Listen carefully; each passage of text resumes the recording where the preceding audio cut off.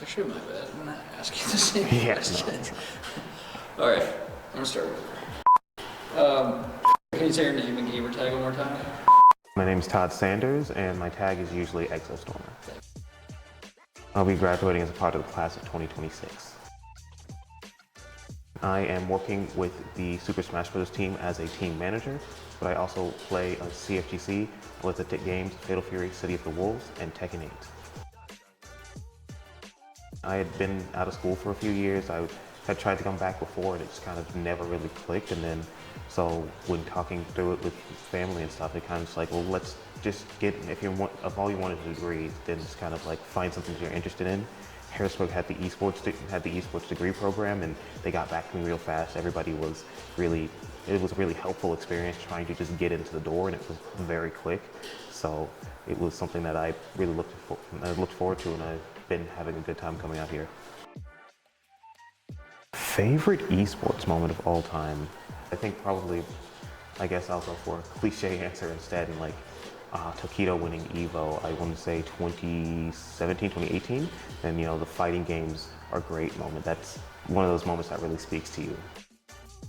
Favorite pre-game song? I'm not really sure. I kind of, at this point, I had one and now I'm kind of switching. So, you know, whatever gets me hyped for the moment. I just bought a horse. I just bought a horse. I just bought a horse.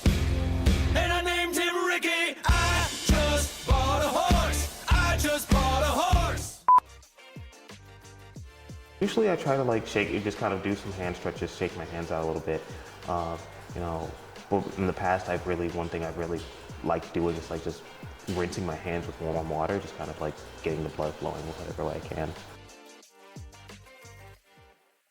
One thing I think people kind of like downplay a little bit is how hard it is to play multiple games simultaneously. You know, sometimes, I mean, a lot of people only have their one title, and like balancing that and balancing their schoolwork is definitely difficult, and just kind of making sure that you're on top of everything in the way you should be can be a tough time for the best of them. At the current point, I'm playing 2 games plus pitching in with the Smash team whenever it's necessary, so I'm kind of ended up on 3 teams, and sometimes it drives you insane, sometimes it's the best time of your life. So, you know, you kind of need to come into it with the mentality of like, sometimes I'm not going to be super prepared for everything, but I think I can make it work. I don't think there's like somebody who's like consistently cracking jokes, but like if I had to say somebody, I'd have to say our very own foe, or Domain. He always has something that just like will get to somebody and get a smile out of somebody in the room, so probably him. Would it surprise you that he said it was himself? Not at all. The number one thing that I'd say is find your niche. And I don't necessarily mean like the game title that you really enjoy playing or anything, but like find what you can do that other people can't. Because I think the one thing is that like going pro is very, very hard. It takes a lot of time and effort, and also it's just so much of being a pro is out of your hands. And so, and there's also like a lot of esports pros, and this is true for even like professional athletes as well. A lot of your job has nothing to do with playing the game. There's a lot of advertising, there's a lot of marketing, there's a lot of negotiation with contracts. There's so much other stuff that you need to focus on.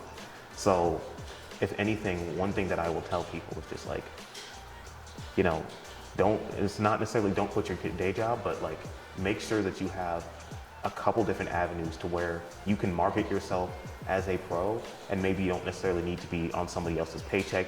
There's plenty of people who go out and compete, but they're not sponsored, but they go out and compete and they have their own streaming thing. Or there's streamers who come in and build up their own orbs and can help sponsor other people to get them to a level where they would be considered a pro. There's so many avenues of what pro means in esports, and like, especially when you're getting started around like the collegiate area, like just like don't limit yourself, find your niche, find what you can do that other people can't. There's all these like small moments that kind of come together, and it's like, I just love being with my team sometimes.